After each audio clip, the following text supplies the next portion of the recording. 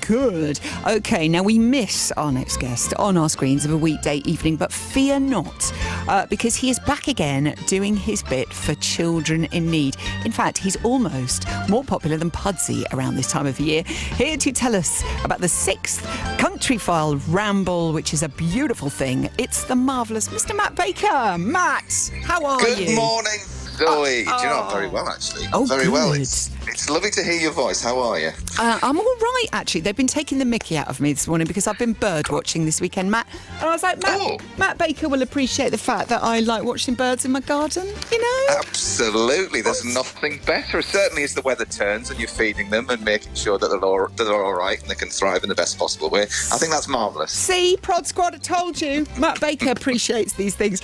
Matt, what an amazing thing to keep doing for those of us who might have missed the Countryfile Ramble before. Yes. Although I have to say, Countryfile is one of our listeners' favourite shows.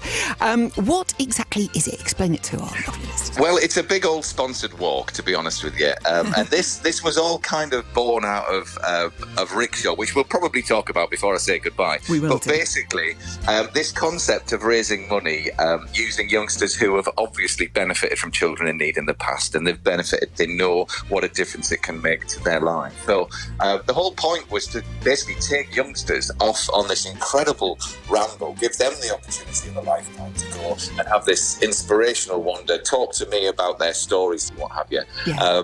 And that was kind of the launch of it. And then it's become this huge thing where now the general public go out and they do their sponsored rambles as well and send in their sponsorship money. And it raises an incredible amount of money. I mean, we've nearly raised £8 million with this ramble, but obviously things were going to be a little bit different this year because obviously people can't get out in the way that they used to. So we've tried to make it as COVID safe as possible, as secure as it possibly can be for everybody. Put loads of guidelines out there to say, look, if you are still wanting to go out and do something, then you can. And it's, there's all the guidelines. Go walk safely, send in your sponsorship money, and we'll see what we can raise, because that's actually been the real challenge of this year, obviously trying to raise money in all of the, the difficult circumstances that we've got. I know, and I guess this year, even more than ever, we really need to raise money for the charities and the projects that are supporting people within the community, because they haven't got as much money coming in this year, obviously.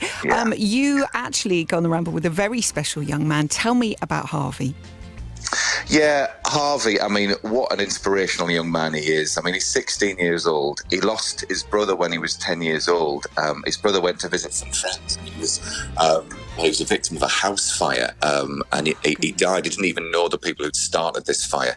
And they were all ready just to go and have this wonderful Father's Day meal. And anyway, his brother Ed, he didn't turn up. But and they had this incredible love of farming, that they'd go off to their uncle's farm every year. And he's such a passionate farmer, is this young lad. And so we got together. Obviously, we've got loads in common as far as farming is concerned. So we went on this wander in the Peak District where we talked a lot about his brother Ed and the help that he's received through Treetops, which is basically a child bereavement charity that helps children kind of just work their way through and learn to live with an incredible loss. I mean, you can never get over anything like that. But these people are just remarkable with showing these young people the tools that just help them get on in life. And Harvey's become, he's just, I can't quite put into words how brilliant he is and how able and capable he is to talk about his experience and how he wants to help others through his own experience. And so I just thoroughly enjoyed spending time with him. And it was quite an intense ramble that we went on,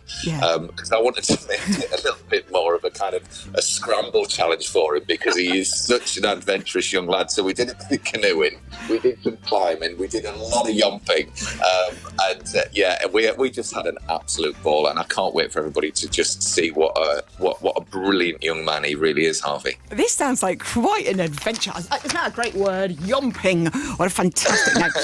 There are other rambles as well. I know Anita's done one, Adam Henson's done one, John Craven. John's was great. John's was brilliant. Now, because John's 80, he walked 8 miles in his own garden. He just walked round and round and round. I bet he was admiring his birds in his garden. See, it's all right for John Craven. I'm sure he was. But I mean, a perfect example, really, is it, of how you can do it safely. If you've got Yeah. some space around you, you don't need to have loads of people together. Just walk, just do something, do what you can. Yeah, absolutely. And people have been so inventive with the way that they've been doing things this year. Let's talk about the Rickshaw Challenge as well. 10th year, Matt. And when you left the One Show last year, there was that thing of, oh gosh, will he come back? But of course you had to come back to do the Rickshaw Challenge. 10 years. Again, you've raised some incredible amounts of money from the One Show listeners, viewers. Sorry, I get me telly and radio confused. Can I just say there was a beautiful tribute on the One Show the other night to Amy and Adele, which honestly, just, you hold your heart. Their butterflies will be on the rickshaw, of course, and our love goes out to their families and loved ones. How are you doing the Rickshaw Challenge this year then? Yeah, so again, making it as secure as possible. Normally we go off across the UK and do 500 miles from here to there, but this time we're gonna go round and round Goodwood, stay round the car track. We've got the horse race course to go around, the aerodrome, but yeah, we're basically locking ourselves in, and then in homage to that first year that I did, which was Edinburgh all the way down to London, we're going to do as the crow flies distance from Edinburgh to London. So we're going to be circling. It's totally bonkers, but I'm just so pleased that we can kind of crack on, do something, and whatever we raise, we'll be totally grateful for. Oh, that's amazing. Yeah, well, maybe they could do it like on movies where they do change the scenery slightly for you. Just so Matt, can I just say, on behalf of everyone at Children, you are an incredible superhuman. The way you encourage the kids on the Rickshaw Challenge and on the Ramble, you're such a marvel. We love you. Also, been loving your art during lockdown. Have you checked out Matt Baker's painting? He's an absolute genius, honestly. Countryfile Ramble for BBC Children Need is on BBC One, 6 o'clock on Sunday the 1st of November. And if you'd like to host a ramble or set up your own and raise money for children in need, you just need to visit bbc.co.uk/Pudsey for more information. Matt, always a joy to speak to you, my darling. You take care and good luck. Thank you, Zoe. With both projects. Thank you. Thanks, darling. Cheers. Bye. All right. Bye-bye. Oh, love him. Love him. What are you doing for children in need this year?